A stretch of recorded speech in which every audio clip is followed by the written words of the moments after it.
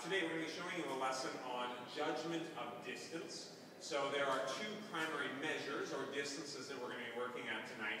And my goal as a combatant is to be able to judge exactly how far my opponent can reach at these various distances. So one being misura larga, the distance at which he can strike me with a lunge. The other one being misura stretta, the distance at which he can strike me without moving his feet, just by shifting his weight.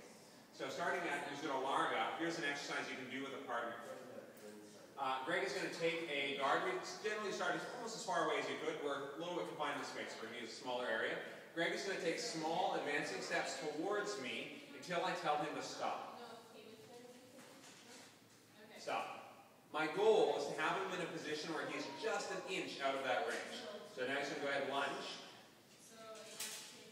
And this could be done without a sword or with, so I'm just where I want to be, just an inch out of range.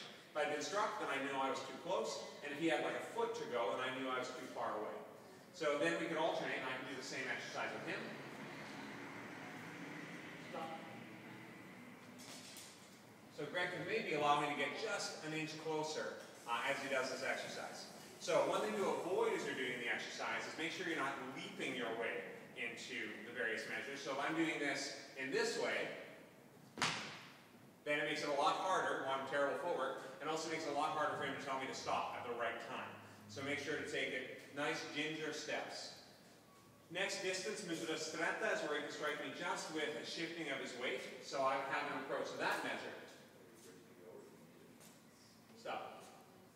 So here, he's just shifting his weight, and I'm looking for that same distance. Notice I'm not trying to back out of it, I'm seeing how good a job I did. Okay, then he recovers, and I'll do the same thing in return to him.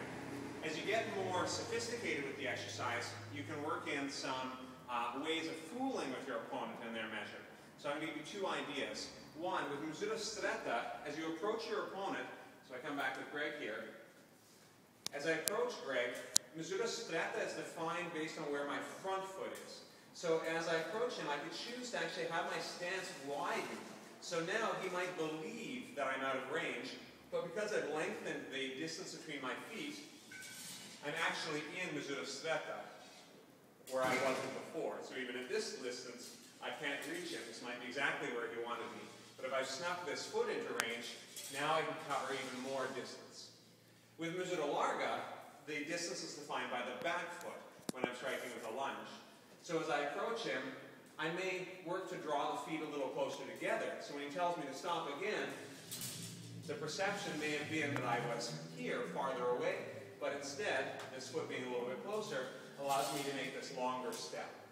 Now, there are dangers to widening your stance, over-widening your stance, or bringing your feet too close together, but these are a couple ideas you can use to explore and play the same drill so that your opponent has to open up their perception about exactly how far away you really are.